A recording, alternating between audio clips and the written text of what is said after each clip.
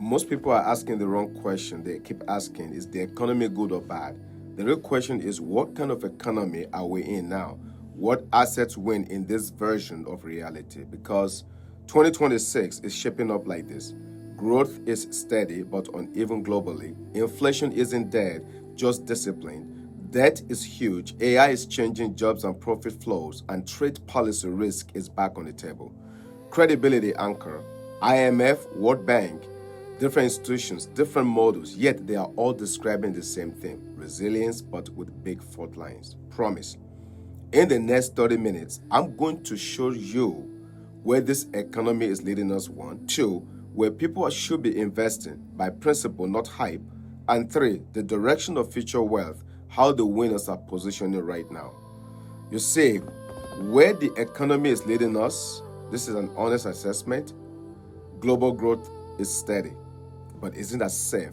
Because IMF's January 2026 update projects global growth to be a negative 3.3 in 2026, World Bank to negative 2.6 in 2026, and the OECD projects global growth is 2.9 in 2026, negative by the way. Translation: the world isn't collapsing, but it's not in a boom.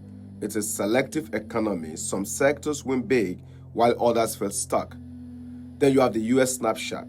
Inflation cool. Jobs issues. US CPI is 2.7% potential in December growth. Unemployment 4.4, and they estimate again 4.4% annual. This is the US. So is the economy okay? The data doesn't lie. The two engines driving the 2026: AI investment plus debt expansion. IMF warns global resilience can be vulnerable if AI-driven disappoints. IMF notes global debt remains very high.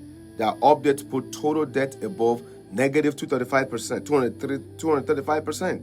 That is massive, guys. You see, debt is the hidden tax of the future. AI is the hidden leverage of the future. The whole game is who controls the productive assets and who is trapped paying the carrying costs. Where people should be investing, I will say this, because you see, education, not personal financial advice.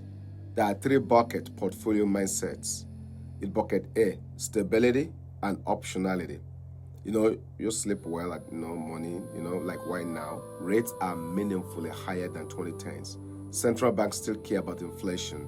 Fed target range shown at 3.5 to 3.75, effective December 11, 2025. You also have the emergency fund, the short duration, high quality bonds, the T-bills, inflation hedges. In a world with policy shocks and trade risk, your best asset is not being forced to sell at the wrong time.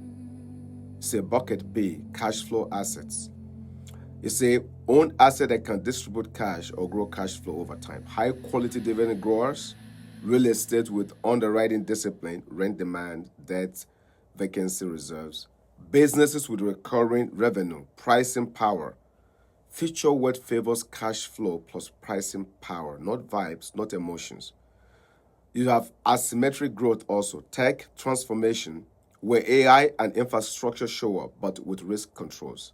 You say, one of the things that we have to pay attention to: cybersecurity, energy systems, electrification, global growth exposures. This kind of stuff you have to pay very serious attention to in this environment, because there's also the real risk that it's also like it's brewing.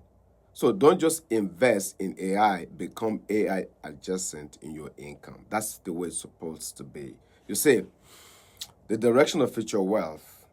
Direction number one: ownership beats wages. AI can enhance some workers, but it can also compress certain entry-level pathways.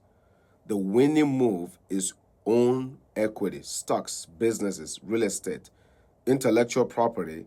Things that can scale. Direction number two: productivity premiums.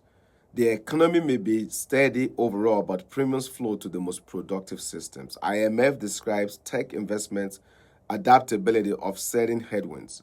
Direction three: resilience is the new alpha.